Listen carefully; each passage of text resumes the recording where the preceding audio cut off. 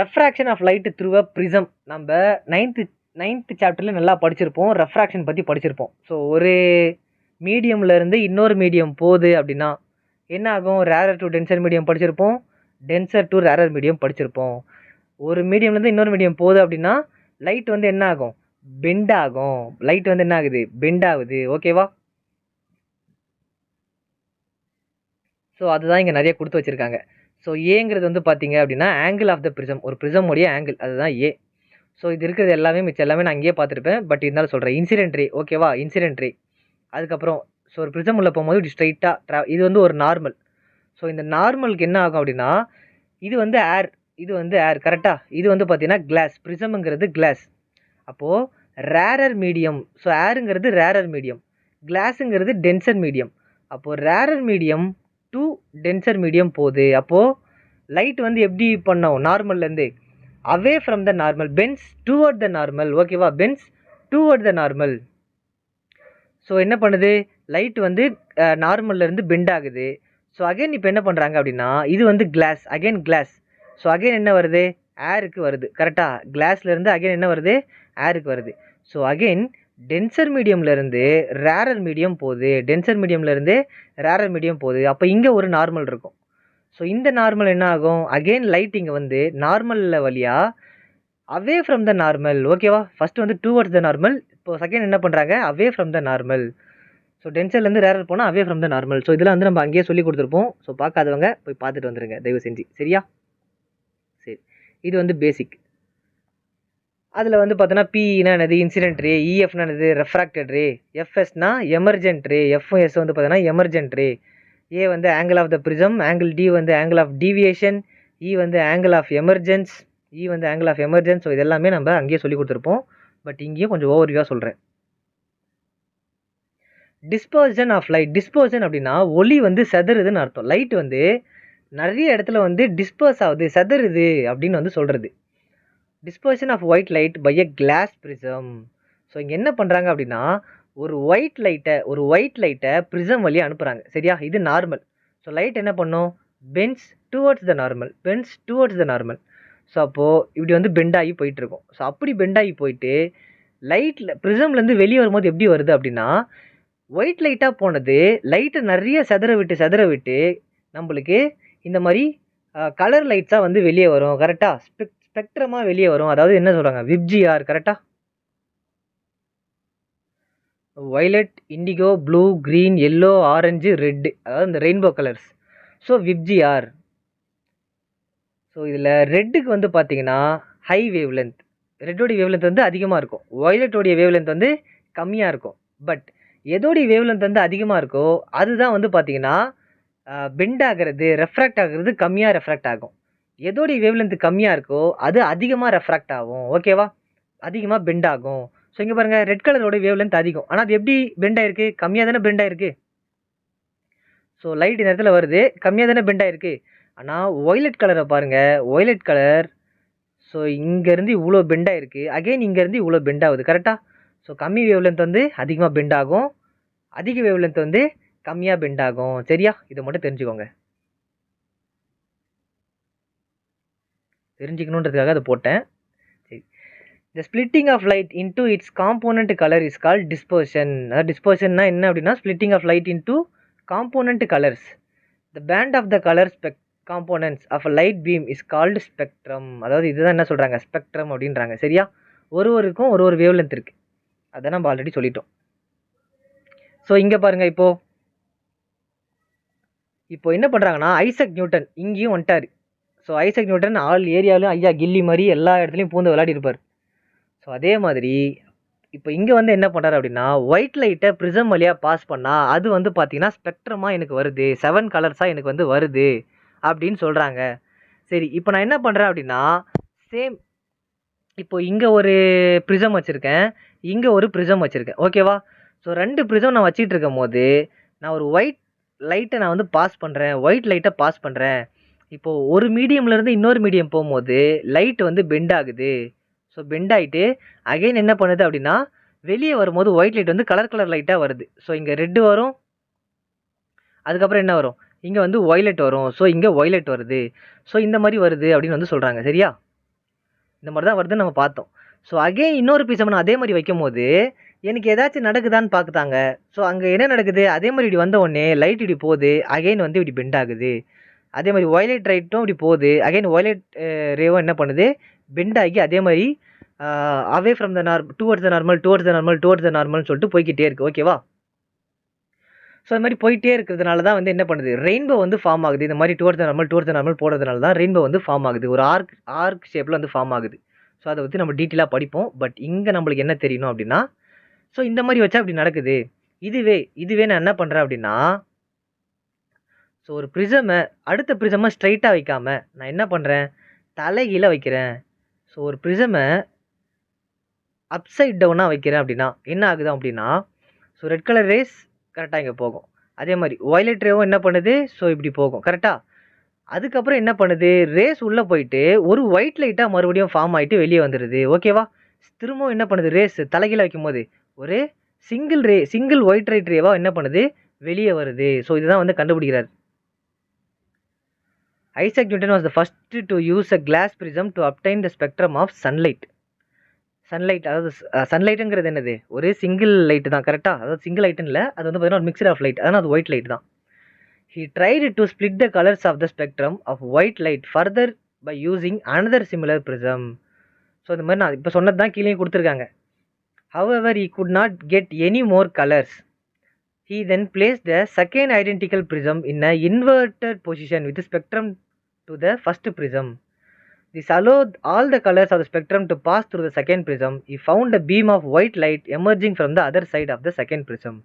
This observation gave Newton the idea of sunlight is made up of 7 colours. அப்போ சன்லைட்டே முதல்ல எப்படி உருவாகுதான், 7 கலர்ஸால தான் சன்லைட்டே வருது அப்படின்ற மாதிரி சொல்கிறாங்க. ஏன் அப்படின்னா, நம்மளை சுற்றி இந்த சரௌண்டிங்கில் இந்த அட்மாஸ்பியரில் ஏகப்பட்ட மாய்ஸ்டர்ஸ் இருக்குது, ஈரப்பதம் இருக்குது. அந்த ஈரப்பதத்தினால தான் நம்ம வந்து இந்த கலர் சேஞ்சஸ் அது எல்லாத்தையுமே நம்மளால் பார்க்க முடியுது. அந்த ஈரப்பதத்தினால தான் கலர் சேஞ்சஸ் பார்க்க முடியுது. ரெயின்போ பார்க்குறது அதுதான். ஸ்கை வந்து பார்த்திங்கன்னா ஸ்கேட்ரிங்னால ஸ்கை வந்து இதில் ப்ளூ கலரில் தெரியுது. ஸோ லைட் ஸ்கேட்டர் ஆகுது. ப்ளூ கலர் வந்து அதிகமாக ஸ்கேட்டர் ஆகும். ப்ளூ கலருடைய வேவ்லேருந்து வந்து அதிகமாக ஸ்கேட்டர் ஆகும். ஸோ அதனால் அதிகமாக வந்து பார்த்திங்கன்னா ப்ளூ கலரில் தான் இந்த க்ளவுட்ஸ் எல்லாம் தெரியும், ஸ்கைலாம் வந்து தெரியும். So scattering of blue colour in larger area அப்படின்றனால தான் ரெயின்போ வந்து தெரியுது. அதை பற்றி டீப்பாக பார்ப்போம். ஸோ இங்கே பாருங்கள். ஸோ இப்போ ரெயின்போ வருது. ஸோ ரெயின்போ வர்றதுக்கு காரணமே என்ன அப்படின்னா, லைட் வந்து எப்படி பெண்ட் ஆகிக்கிட்டே போகுது. லைட் வந்து என்ன பண்ணுது, பெண்ட் ஆகிட்டே போய்கிட்டு இருக்கும். அவே ஃப்ரம் த நார்மல் சொல்லிட்டு பெண்ட் ஆகிக்கிட்டே போய்கிட்டு இருக்கும். So any light that gives a spectrum similar to the sunlight is after refer to as a white light. Rainbow is natural spectrum. So rainbow வந்து என்னது, ஒரு natural spectrum appearing in the sky after rain shower. So rainbow வந்து எப்போ தெரியும் அப்படின்னா, ஒரு person இங்கே நிற்கிறான் அப்படின்னா, ஸோ அவனுக்கு பின்னாடி வந்து பார்த்திங்கன்னா சன் இருக்கணும். மழை பெஞ்சி முடிக்கும் போது முன்னாடி வந்து ரெயின்போ ஃபார்ம் ஆகிருக்கும். சரியா? மழை பெய்யும் போதும் சரி, அது மழை பெஞ்சு முடிக்கும் போதும் சரி, ரெயின்போ வந்து ஃபார்ம் ஆகிருக்கும். எப்போ அப்படின்னா, சன் வந்து ஆப்போசிட் டைரக்ஷனில் இருக்கும் போது. ஒரு பர்சனுக்கு சன் ஆப்போசிட் டைரக்ஷனில் இருக்குது அப்படின்னா, அது பின்னாடி இருக்குது அப்படின்னா, ஆப்போசிட்டில் ரெயின்போ வந்து ஃபார்ம் ஆகும். சரியா? ஏன் அப்படின்னா சன்னு. ஸோ ஐசக் நியூட்டன் சன்னை வச்சு தான் கண்டுபிடிச்சார். சன்னே வந்து பார்த்திங்கன்னா ஒரு ஸ்பெக்ட்ரம் தான், ஒரு 7 கலர்ஸ் தான். நம்மளுக்கு வரும்போது இந்த மாதிரி ஒரு சிங்கிள் லைட்டாக வருதுன்னு சொல்லிட்டு தான் கண்டுபிடிச்சான்னு பார்த்தோம். ஸோ வாட்டர் ட்ராப்லெட்ஸ், அதாவது அட்மாஸ்பியரில் என்ன இருக்கும், மாய்ஸ்டர் இருக்கும்னு நம்ம சொன்னோம். ஸோ அட்மாஸ்பியரில் ஏகப்பட்ட வாட்டர் ட்ராப்லெட்ஸ் இருந்துக்கிட்டே இருக்கும். கொஞ்சம் நிறையா இருக்கும். கரெக்டாக? இந்த மாதிரி நிறைய வாட்டர் ட்ராப்லெட்ஸ் இருக்கும். ஸோ சன்னுடைய ரேஸ் வந்து இதில் படும் போது என்ன ஆகும் அப்படின்னா, இது ஒரு ப்ரிசமாக ஆக்ட் ஆகி, ஸோ லைட் வந்து பெண்ட் ஆகி 7 கலர்ஸாக அது வந்து பிரித்து விடும். ஸோ அதே மாதிரி இப்போ நார்மல் தாண்டி வருது. ஸோ அப்போது அவே ஃப்ரம் த நார்மல், மறுபடியும் நார்மல் தாண்டி வருது. அப்போ அது அவே ஃப்ரம் நார்மல். ஸோ இப்படியே போய் தான் என்ன பண்ண முடியும், ஒரு ரெயின்போ வந்து அங்கேருந்து சன்லேருந்து ஒரு ரெயின்போ வந்து இப்படி ஃபார்ம் ஆகும். ஓகேவா? புரியுதா இது? சரி. It is caused by dispersion of sunlight by tiny water droplets present in the atmosphere. இப்போ நம்ம சொன்னதே தான் டெஃபினிஷனாக இருக்குது. ஸோ அட்மாஸ்பியரில் இருக்கக்கூடிய டைனி வாட்டர் ட்ராப்லெட்ஸ், அதாவது இந்த மாய்ஸ்டர் தான் என்ன பண்ணுது அப்படின்னா, ஒரு ப்ரிசமாக ஆக்ட் ஆகிட்டு 7 கலர்ஸை பிரித்து ஃபுல்லாக தந்துக்கிட்டு இருக்கு. Rainbow is always formed in a direction opposite to the top sun. அப்போ நம்ம என்ன சொன்ன மாதிரி தான், ரெயின்போ எங்கே ஃபார்ம் ஆகும், சன்னுக்கு ஆப்போசிட்டில் தான் ஃபார்ம் ஆகும். ஸோ இங்கே பாருங்கள், இது வந்து ஒரு ரெயின் ட்ராப், ஒரே ஒரு ரெயின் ட்ராப். இந்த ரெயின் ட்ராப்பில் என்ன நடக்கும் அப்படின்னா, சன்லைட் போதா, இந்த இடத்துல 2 விஷயம் நடக்கும். ஃபர்ஸ்ட் ஒன்று வந்து லைட் வந்து என்ன பண்ணும், டிஸ்பர்ஸ் நடக்கும். லைட் வந்து டிஸ்பர்ஷன் ஆகும். அப்புறம் லைட் என்ன பண்ணும், இன்னொரு வாட்டி ஒரு இன்டர்னல் ரெஃப்ளெக்ஷனால மறுபடியும் பின்னாடி திரும்புது. ஸோ இங்கே பாருங்க, லைட் என்ன பண்ணுது, டிஸ்பர்ஷன் ஆகுது. லைட் வந்து டிஸ்பர்ஷன் ஆகுது. ஓகேவா? திரும்ப என்ன பண்ணுது, இந்த சர்ஃபேஸில் பட்டுட்டு திரும்ப இன்டர்னல் ரெஃப்ளெக்ஷன் நடக்குது. பட்டு திரும்ப அந்த ரேஸ் வந்து பின்னாடி வருது. அதுக்கப்புறம் மறுபடியும் இங்க என்ன பண்ணுது, வெளியே போகுது. சரியா? டைவர்ஜ் ஆகுது. இது சாரி, பெண்ட் ஆகுது. லைட் வந்து பெண்ட் ஆகுது, ரெஃப்ராக்ட் நடக்குது. ஸோ இந்த மாதிரி நடக்கிறதுனால தான் நம்மளுக்கு என்ன பண்ணுது அப்படின்னா, ஃபுல் அண்ட் ஃபுல்லாக நம்மளுக்கு இந்த கலர் ரேஸ்லாம் பார்க்கறதுக்கு காரணம் இதுதான். கலர் லைட்ஸ்லாம் பார்க்கறதுக்கு காரணம் இந்த ப்ராசஸ் தான். அதாவது ரெயின்போவில் இருக்க colours. The water droplets act like a small prism. They refract and disperse. ரெஃப்ராக்டும் பண்ணுது, டிஸ்பர்ஸும் பண்ணுது. The incident sunlight, the reflect is internally and finally refracted it gain when it comes out of the raindrop. Due to dispersion of the light and internal reflection, different colors reach the observer's eye. So டிஸ்பர்ஷன்னாலையும் light வந்து சதுருது. கரெக்டாக டிஸ்பர்ட் ஆகுது. And internal reflection, உள்ளுக்குள்ளே மறுபடியும் reflect ஆகுது. அந்த race வந்து மறுபடியும் ரெஃப்ளெக்ட் ஆகி வேறு வழியாக போகுது. இந்த 2 ஃபினாமினால என்ன நடக்குது அப்படின்னா, நம்மளுக்கு நிறைய கலர்ஸ் வந்து ஃபார்ம் ஆகுறது தெரியுது அப்படிங்கிறாங்க. அட்மாஸ்பியரிக் ரெஃப்ராக்ஷன் கொஞ்சம் இம்பார்ட்டன்ட், நல்லா பார்த்துக்கோங்க. அதாவது அட்மாஸ்பியரிக் ரெஃப்ராக்ஷன் அப்படின்னா என்ன அப்படின்னா, நம்ம இந்த ஸ்கையில் வந்து இந்த மூன்ஸு, ஸ்டார்ஸு, சன்ரைஸு, சன்செட்டு இது எல்லாம் பார்த்துக்கிட்டு இருக்கோம். கரெக்டாக? ஆனால் ஒரிஜினலாக நம்ம அந்த பொசிஷன் அது அங்கே தான் இருக்கான்னு கேட்டால் கிடையாது. ஒரிஜினலாக அது அங்கே கிடையாது. ஒரிஜினல் பொசிஷன் அது கிடையாது. நாம் பார்க்குறது அப்பேரண்ட் பொசிஷன். சரியா? நாம் பார்க்குறது அப்பேரண்ட் பொசிஷன், அதாவது டூப்ளிகேட் பொசிஷனை நம்ம பார்த்துக்கிட்டு இருக்கோம். சொல்லப்போனால் அந்த இடத்துல இல்லை. இப்போ இங்கே ஸ்டார் ஒன்று இருக்கா, ஸோ இதுதான் வந்து பார்த்தீங்கன்னா ஒரிஜினல் பொசிஷன், ஓஜி. ஒரிஜினல் கோட்டு கிடையாது, ஒரிஜினல் பொசிஷன், ஓஜிபின்னு வச்சுப்போம். Original position. சரி, ஒரிஜினல் பொசிஷனோட ஸ்டார் வந்து பார்த்தீங்கன்னா இந்த இடத்துல இருக்குது. ஆனால் அப்பேரண்ட் பொசிஷன், டிஸ்டன்ஸ் பாருங்கள் எவ்வளோ தூரம் தள்ளி இருக்குது. டிஸ்டன்ஸ் பாருங்கள், தள்ளி தானே இருக்குது. அப்பேரண்ட் பொசிஷன்றது வந்து பார்த்தீங்கன்னா ஒரு இமேஜினரி டிஸ்டன்ஸோட வச்சுக்கலாம். அதாவது அந்த இடத்துல இல்லை, பட் இமேஜினரியாக அந்த இடத்துல இருக்கிற மாதிரி நம்மளுக்கு காட்டுது. அதுதான் அப்பேரண்ட் பொசிஷன். ஓகேவா? So refractive index increasing. ஏன் இந்த மாதிரி நம்மளுக்கு தெரியுது அப்படின்னா, ஒரு சின்ன ஒரு டயக்ராம் இங்கே பாருங்கள். ஒரு பர்சன் வந்து இந்த எர்த்தோட சர்ஃபேஸில் இருக்காங்க, லேட்டிடியூடில் இருக்காங்க, ஹரிசாண்டல் பொசிஷனில் இருக்காங்க. ஓகேவா? எர்த்தோடைய லேட்டிடியூடில் இருக்காங்க. நம்மளுக்கு எர்த்தோடைய சர்ஃபேஸில் ஏகப்பட்ட அட்மாஸ்பியர் இருக்குது, அதாவது ஏகப்பட்ட லேயர்ஸ் இருக்குது. கரெக்டாக? நிறைய லேயர்ஸ் இருக்குது. ஸோ ஸ்டாட்டோஸ்பியர், நிறைய ஸ்பியர்ஸ் இருக்குது, நிறைய லேயர்ஸ் இருக்குது. ஸோ இந்த மாதிரி ஒரு லேயர்ஸும் இதில் இருக்குது. Made up of air and dust, moisture இதெல்லாம் கலந்து தான் லேயர்ஸ் வந்து ஃபார்ம் ஆகும். கரெக்டாக? ஸோ இந்த ஓசோன் லேயர் அது இது எல்லாமே வந்து அதே மாதிரி தான். ஸோ அப்போ என்ன நடக்குது அப்படின்னா, ஸோ இந்த ஹாரிசான் பொசிஷன், இங்கே ஸ்ட்ரைட்டாக ஒரு லைன் இருக்கா, ஸோ இது வந்து பார்த்தீங்கன்னா இந்த ஹாரிசான் பொசிஷன். சரி, ஸோ இந்த லைனில் என்ன பண்ணுறாங்க அப்படின்னா ட்ரூ பொசிஷன். இப்போ சன் வந்து பார்த்தீங்கன்னா இது வந்து ஒரு சன்னோ ஒரு பிளானட்டோ ஏதோ ஒன்று எடுத்துக்கோங்க, சன்னுன்னே எடுத்துப்போம். இப்போ இந்த சன்னை பார்த்த வரைக்கும் நம்மளுடைய எர்த்தை பொறுத்த வரைக்கும் சன் வந்து செட் ஆகிடுச்சு. அதுதான் true position. Sun already set ஆகிடுச்சு. இது சன் ரைஸ்னு வச்சுக்கோங்களேன்.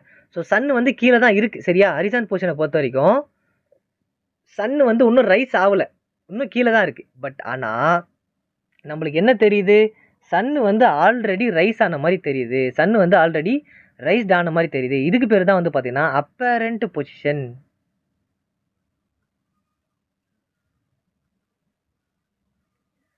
ஸோ அதோடைய ஒரிஜினல் பொசிஷன் எங்கே இருக்குது, ஹரிசானுக்கு கீழே இருக்குது. பட் நம்மளுக்கு ஆல்ரெடி என்ன தெரிஞ்சிருது, சன் வந்து ரைஸ் ஆகிடுச்சு, அதோட பொசிஷன் வந்து நம்மளுக்கு நேராக தான் இருக்குது. ஸோ இங்கே பாருங்கள், இங்கே இருக்கா.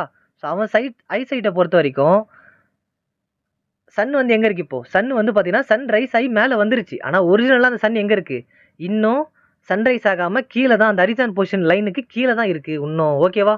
இதுதான் அட்மாஸ்பெரிக் ரெஃப்ராக்ஷன். ஏன் அப்படின்னா இங்கே பாருங்கள், ஒரிஜினல் பொசிஷன் இங்கே இருக்குது. ஸோ ஒரிஜினல் பொசிஷன் இங்கே இருக்குது. பட் இப்போ இது வந்து ஒரு மீடியம். ஸோ ஏர் மீடியம்லேருந்து ஒரு லேயராக போகும்போதும் ஒரு மீடியமாக ஆக்ட் ஆகும். மீடியம் வந்து சேஞ்ச் ஆகிட்டே இருக்குது. இப்போ பாருங்கள், இது வந்து ஒரு லேயராக அப்படி இருக்கா, ஒரு லேயராக அப்படி இருக்கா. ஓகே, இது வந்து ஒரு லேயராக இருக்குது. இது எர்த்தோடைய அட்மாஸ்பியரிக் லேயர், அவுட்டர் லேயர். சரி, இந்த மாதிரி என்ன பண்ணோம் அப்படின்னா இது எல்லாமே ஒரு நார்மல், இது எல்லாமே ஒரு நார்மல், இந்த லைன்ஸ் எல்லாமே ஒரு நார்மல். ஓகே, இது ஒரு நார்மல்.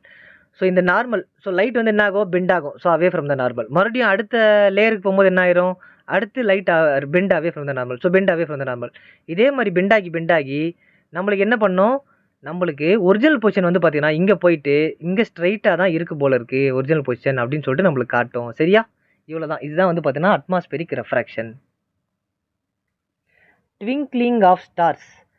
நட்சத்திரம் ஒரு சில நேரம் பார்க்குறதுக்கு மின்னும். அது ஏன் மின்னுது, எதனால மின்னுது அப்படின்னா, இப்போ நான் ஒரு கான்செப்ட் சொன்னேன்ல, நிறையா லேயர்ஸ் வந்து நம்ம இடத்துக்கு மேலே இருக்குது. ஒரு லேயரை கிராஸ் பண்ணி வரும்போது லைட் வந்து பெண்ட் ஆகி நம்மளுக்கு அந்த மாதிரி தெரியுது அப்படின்ற மாதிரி சொன்னோம். ஸோ பட் அது வந்து டூப்ளிகேட் பொசிஷன், ஒரிஜினல் பொசிஷன், அதாவது அப்பரண்ட் பொசிஷன், ரியல் பொசிஷனை சொன்னோம். பட் ஸ்டார்ஸு ஏன் வந்து ஷைன் ஆகுது அப்படின்னு கேட்டால், நம்ம அட்மாஸ்பியரில் இருக்கக்கூடிய மாய்ஸ்டர் வந்து பார்த்தீங்கன்னா சேமாக இருக்காது. கரெக்டாக ஒரு இடத்துல வார்மாக இருக்கும், ஒரு இடத்துல கூலாக இருக்கும், ஒரு இடத்துல மாய்ஸ்டர் வந்து பார்த்தீங்கன்னா நகர்ந்துக்கிட்டு இருக்கும் ஃபாஸ்ட்டாக, இல்லை மூவ்மெண்ட் ஆகிக்கிட்டு இருக்கும், ஃபாஸ்ட்டாக மூவ்மெண்ட் ஆகிக்கிட்டு இருக்கும். ஸோ இதனால தான் ஒரு சில பர்டிகுலர் ஸ்டார்ஸ் மட்டும் என்ன பண்ணும், ஸ்டார்ஸுங்கிறது ஒரு பிளானட் தான், அது ரொம்ப தூரத்தில் இருக்குது. கரெக்டாக ஒரு சின்ன பாயிண்ட் மட்டும் தான் நம்மளுக்கு தெரியும், ஆனால் அது ரொம்ப தூரத்தில் இருக்குது.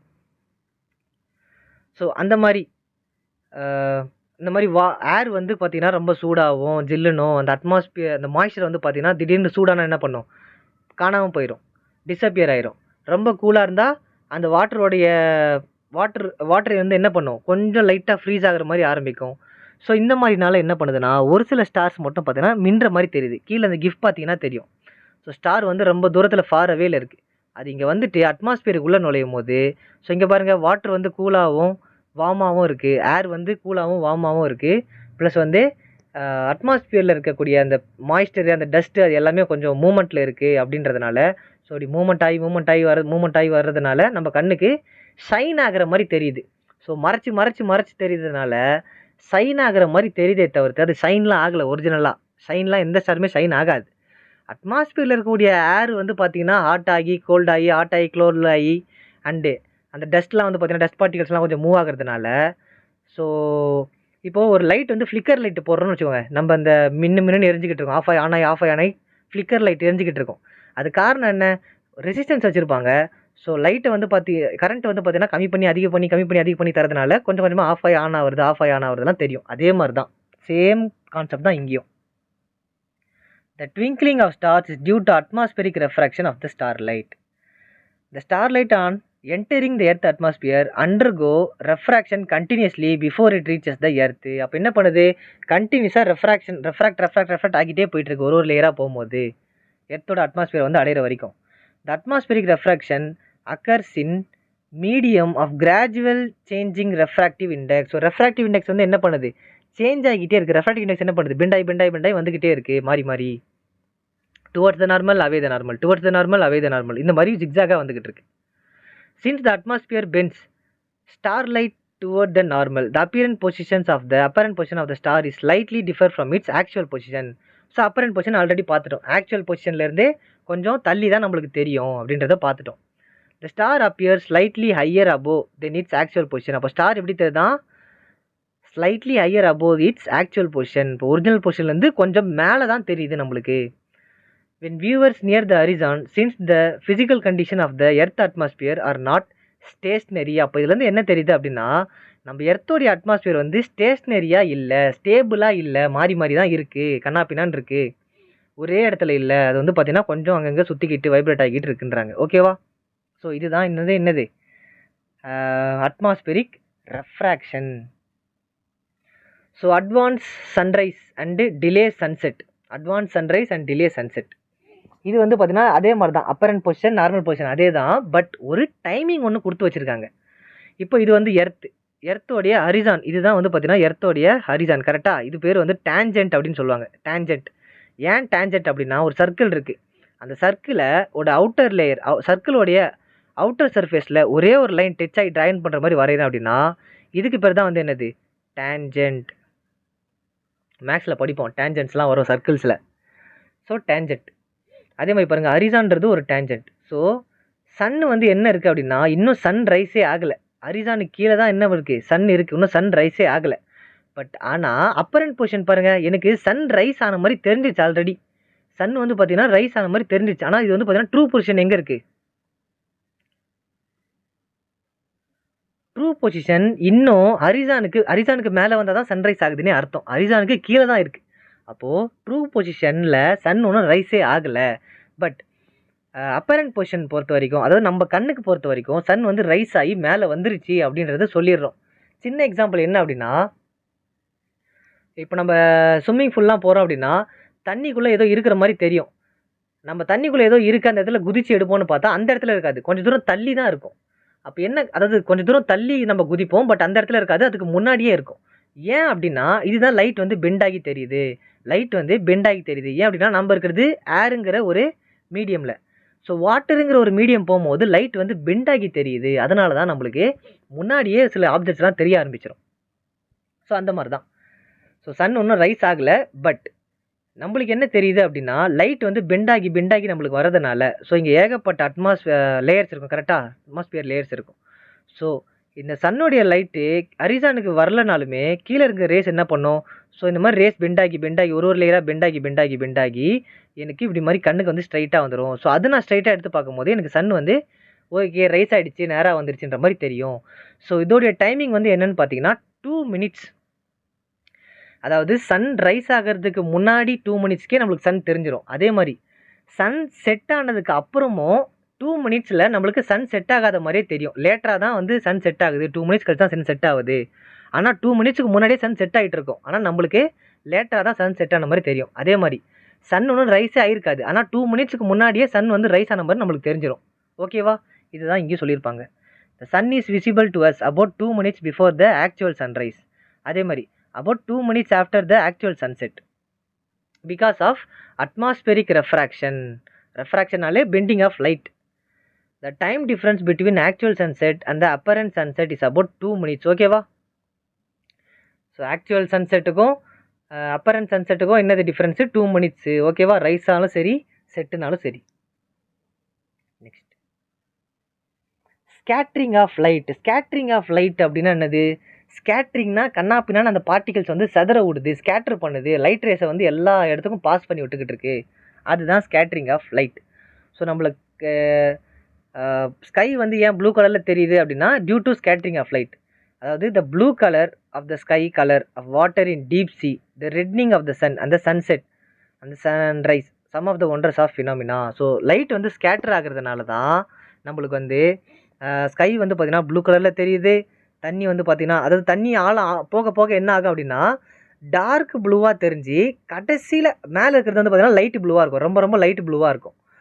ஆழமாக எவ்வளோ டீப்பாக நம்ம போகிறோமோ அந்த மாதிரி என்ன பண்ணும், ப்ளூவோடைய அந்த டார்க்னஸ் வந்து பார்த்திங்கன்னா அதிகமாகும்.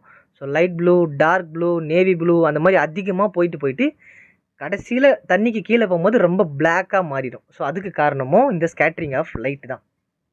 அண்டு சில நேரத்தில் சன் ரைஸ் ஆகிறப்போ வானம் வந்து பார்த்திங்கன்னா கொஞ்சம் டார்க் ஆரஞ்சில் இருக்கும், சன் செட் ஆகும்போது கொஞ்சம் டார்க், அதாவது கொஞ்சம் லைட் ரெட்டாக இருக்கும். ஸோ இது காரணமும் ஸ்கேட்ரிங் ஆஃப் லைட் தான். ஏன் சார் ஸ்கேட்ரிங் ஆஃப் லைட்டு மேலேயே பழியை தூக்கி போட்டுக்கிட்டு இருக்கீங்க அப்படின்னா, நல்லா பார்த்தீங்க அப்படின்னா இப்போது நிறைய பேருக்கு இந்த இடத்துல டவுட் வந்திருக்கணும். சரியா? டவுட் வந்தாலும் டேரெக்டாக கேட்க முடியாது. சரி, ரெட்னிங் அப்படின்றது ஒன்றும் இல்லை, ரெட் ஆர் ஆரஞ்சு கலரில் தெரியுதுல்ல வானம், சன்ரைஸ் அப்போ சன் செட் அப்போலாம், அதுதான் ரெட்னிங். ஏன் இந்த மாதிரி தெரியுது அப்படின்னா ஏன் டவுட் வந்துருக்குன்னு சொல்லியிருந்தேன்ல. ஸோ என்ன டவுட் வந்திருக்கணும் அப்படின்னா ஸ்கேட்டர் ஆஃப் லைட்டு ஆகுது சார், ஓகே, அதனால நம்மளுக்கு 7 கலர்ஸ் தெரியுது. பட் அந்த 7 கலர்ஸில் வானம் வந்து ஏன் வந்து 7 கலர்ஸ் என்னென்ன first VIBGYOR. So violet, indigo, blue, green, yellow, orange, red. So இதில் ஏன் சார் வயலட்டாக வானம் தெரியலாமே, இல்லை இண்டிகோவாக வானம் தெரியலாம், அதெல்லாம் விட்டுப்புட்டு ஏன் இந்த 3ஆவதாக இருக்க ப்ளூ மட்டும் தெரியுது அப்படின்ற ஒரு டவுட் வந்திருக்கணும். ஏன் அப்படின்னா நம்ம ஸ்டார்டிங்லேருந்து சொல்லிக்கிட்டு இருக்கோம், வேவ் லென்த் வந்து பார்த்தீங்கன்னா கம்மியாக இருக்குது அப்படின்னா, வேவ் லென்த்து கம்மியாக இருந்துச்சு அப்படின்னா, இஃப் வேவ் லென்த்து கம்மியாக இருந்துச்சு அப்படின்னா எப்படி ஸ்கேட்டர் ஆகும்? மோர் ஸ்கேட்டரிங்.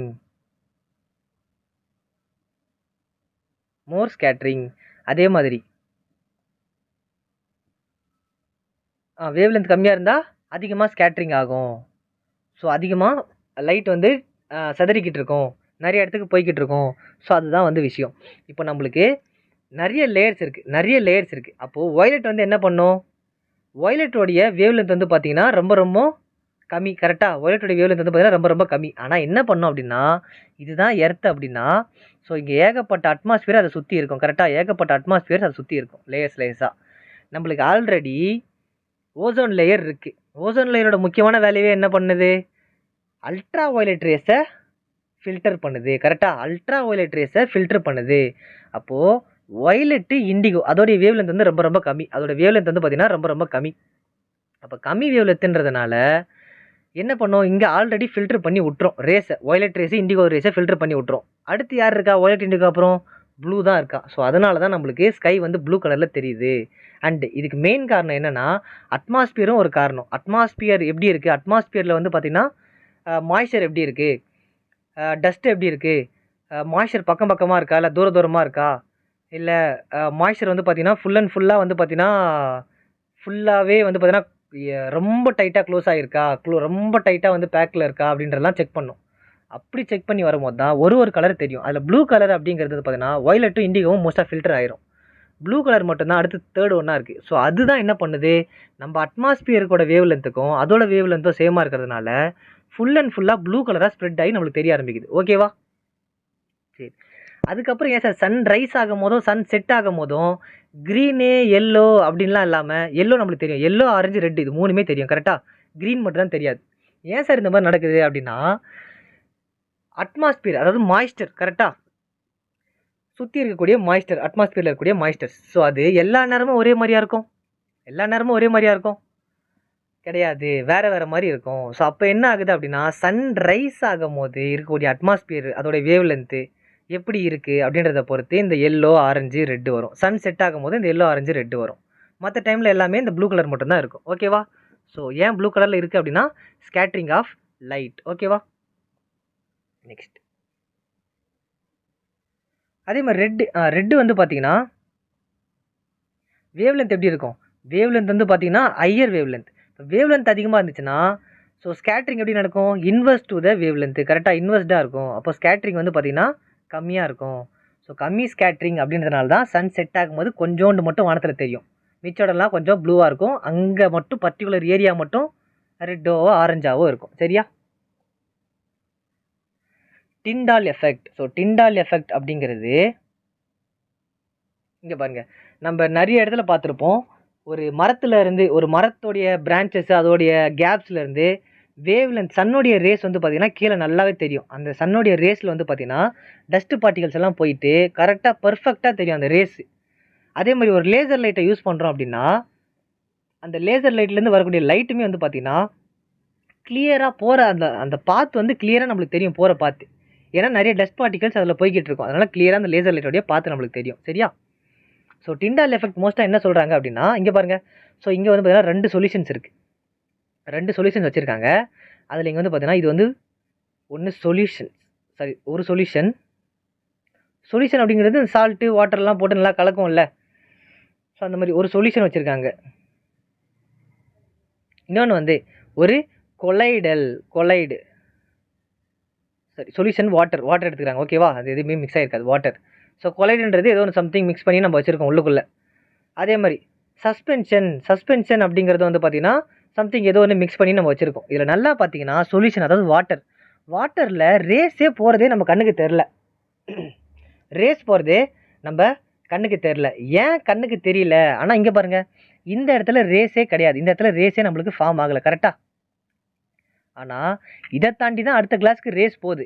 ஆனால் இந்த இடத்துல பார்த்தீங்கன்னா ரேஸ் நல்லா தெளிவாக போய்கிட்டு இருக்கு. கரெக்டாக ரேஸ் வந்து தெளிவாக போய்கிட்டு இருக்கு. ஏன், எதனால் இது அப்படின்னா இது பேர் தான் டிண்டால் எஃபெக்ட்ன்றாங்க. ஏன் அப்படின்னா இங்கே பாருங்கள், கீழே கொடுத்துருக்காங்க பாருங்கள் இமேஜ். ஒரு லைட் பீம் வந்து அனுப்புகிறாங்க. அப்போ சொல்யூஷனில் என்ன பண்ணும் அப்படின்னா வெறும் வாட்டர் தான் வச்சுருக்காங்க சொல்யூஷன். ஏன்னா சொல்யூஷன்ங்கிறது வாட்டர். ஸோ அதில் டைனி பார்ட்டிகல்ஸ் அவ்வளோவா இருக்காது. டைனி பார்ட்டிகல்ஸ் வாட்டரில் இல்லை அப்படின்றதுனால நம்ம சொன்னோம்ல, சன் பீமும் சரி ரேஸும் சரி டைனி பார்ட்டிகல்ஸ் அண்ட் டஸ்ட் பார்ட்டிகல்ஸை மூவ் ஆகிக்கிட்டு இருக்கும். அதனால ரேஸ் நம்மளால் பார்க்க முடியுது. ஸோ சொல்யூஷனில் டைனி பார்ட்டிகல்ஸ் இல்லை, அதனால் நம்மளால் பார்க்க முடியல. ஆனால் அதை தாண்டி ஒரு கொலைடல், ஒரு சஸ்பென்ஷன் வச்சுருக்காங்க. அந்த கொலைடரில் என்ன பண்ணுறாங்க, மிக்ஸ் பண்ணி வச்சுருக்காங்க. அதில் ஏகப்பட்ட டைனி பார்ட்டிகல்ஸ் இருக்குது. அப்போ அந்த டைனி பார்ட்டிகல்ஸ்னால அந்த ரேஸ் வந்து நம்மளுக்கு தெளிவாக தெரியுது. அதே மாதிரி அடுத்ததுலேயும் வந்து பார்த்தீங்கன்னா சஸ்பென்ஷனில் நிறைய டைனி பார்ட்டிகல்ஸ் இருக்கும். கொலைடரை விட சஸ்பென்ஷனில் நிறைய டைனி பார்ட்டிகல்ஸ் இருக்கும். அப்போ அது இன்னும் கொஞ்சம் டார்க்கராக நல்லாவே தெரியும். ஸோ அப்படின்னு சொல்கிறாங்க. ஓகேவா? ஸோ இதுதான் வந்து பார்த்தீங்கன்னா டிண்டால் எஃபெக்ட். அதாவது எப்படி சொல்லலாம் அப்படின்னா scattering of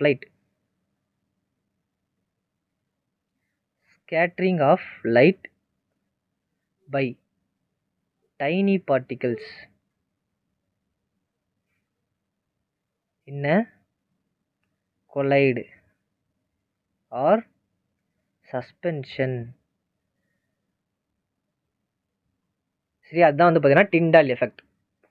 so tiny particles இருந்தால் தான் என்ன ஆகும், லைட் வந்து நிறைய ஸ்கேட்டர் ஆகும். லைட் வந்து நிறைய ஸ்கேட்டர் ஆனால் தான் ஒரு பீம்ஸ் வந்து நம்மளால் பார்க்க முடியும். ஓகேவா?